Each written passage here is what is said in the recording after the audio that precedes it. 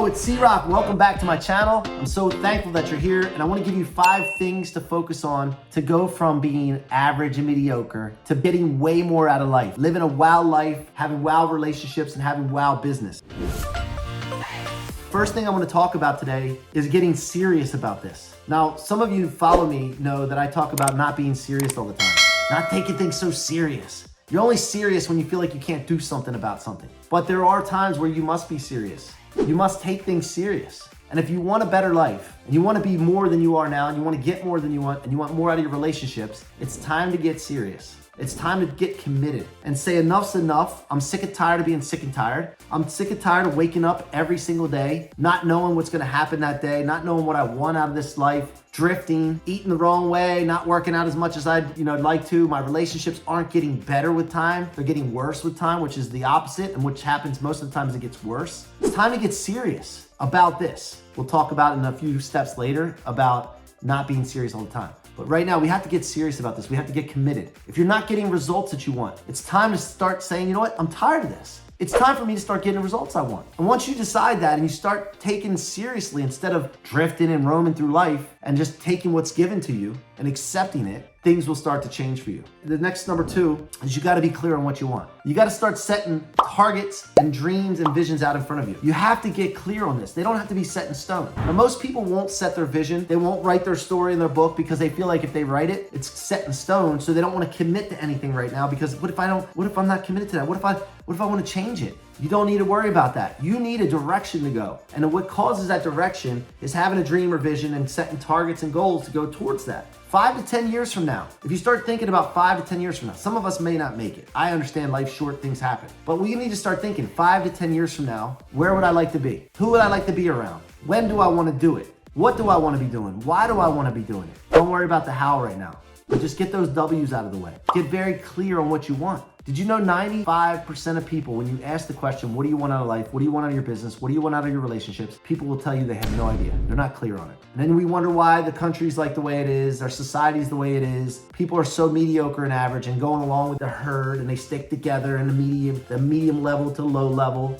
And it's like the death spiral ants that we've all seen before in these videos, the ones that are on this call a lot of times, is like this death spiral. One ant starts following another ant that's lost because they can't see, so they have a sensing system that follows other ants. And then one lead starts going in a circle and they all start going in a circle together because that's all they know. And eventually they just die. A lot of you are living that death spiral. You're just walking around in a circle and being a part of a group. I gotta tell you, courage, the definition of courage for me is not conforming to mediocrity. It's not conforming to the group so that you can stay safe in a pack. I'd rather take risks, and you should too. Take risks stepping out of the pack. Number 3 is do the work. A lot of you come to these calls, I know, and I've seen a lot of people in other communities that I've been involved with before, and they don't do the work. They just show up and they gather, they bring it back, and that's how they do. They don't do any work. They don't do anything to work for themselves, for their business, their relationships. They're not willing to put in the work. Maybe they're willing, but they don't do it. If you were gonna build a house and you went and got a truck and you just started dumping dirt on this land, and then you went and got some cement and some block and bricks and wood, and you just kept bringing it, and you kept making trips and just bringing the stuff and just dropping it at the site. That's what you're doing a lot of times when you're going out to clubhouse rooms and learning from people, going to events and watching YouTube videos and reading books. It's great that you're doing those things. You need to do those things. That's one of the steps, actually. However, you got to do the work. At some point, you got to say, you know what? Enough learning. I'm going to have to learn doing the work now. I got to take some of this stuff that I have and apply it and implement it. And we should be doing that today. After this call, you should be taking what I'm telling you right now and saying, how can I implement this immediately? Do the work. By the way, I'm not talking about digging ditches. Most of you are not in construction,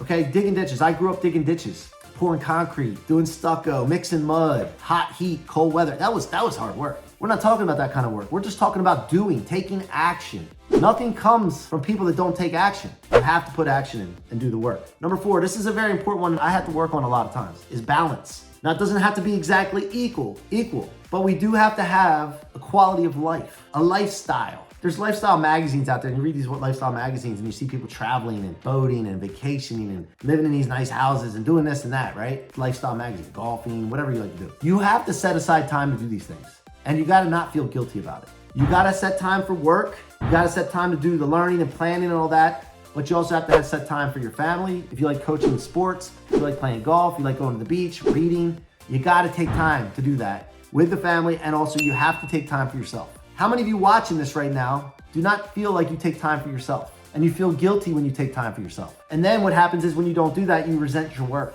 and you resent the people at your work and you resent everyone around you, whether it's a boss or people that work for you or your customers, clients, your vendors. You start to resent them, you start to treat them like crap because you're not taking time for yourself. You have to have a time to refresh. And I promise you, if you do this, you will come back and you will enjoy work so much better. You'll be so much more productive with your work. You'll get more out of it, more fulfillment out of it, and you won't resent it and the people around associated with your work. So take time for yourself. Take time for you to do things with your family, your friends, build relationships. And the best part about this is if you can find a way to do this where some of that commingles with your work, that's paradise. Because if you can do that, then you're going to be getting business from your work, from the people that you're doing, hanging out with, friends, family, and all that. And as we wind down, number 5 is you must always be learning. You must always be learning. You never get to a stage where you think you know everything. Sometimes for myself, I might come across like I know everything, but deep down, I feel like I don't know a lot. And I'm surprised a lot of times when people come to me and say, you know what, C-Roc does this, this, and this, he knows this, or he's told me this before. C-Roc always says, and I'm like, I said that? I don't even remember saying that. And I'm like, oh yeah, I do know that because I'm always learning. I'm never gonna settle. I'm always reading. I'm always watching things. But one caveat with this, you gotta be careful of, is to go too wide, okay, with topics. Too many mentors. You want to go deep in a few things. And once you go deep in a few things and you get the hang of it and you become an expert, then you can branch out and go wider. But you want to go deep in a few things because if you don't go deep in a few things, you're going to be too wide,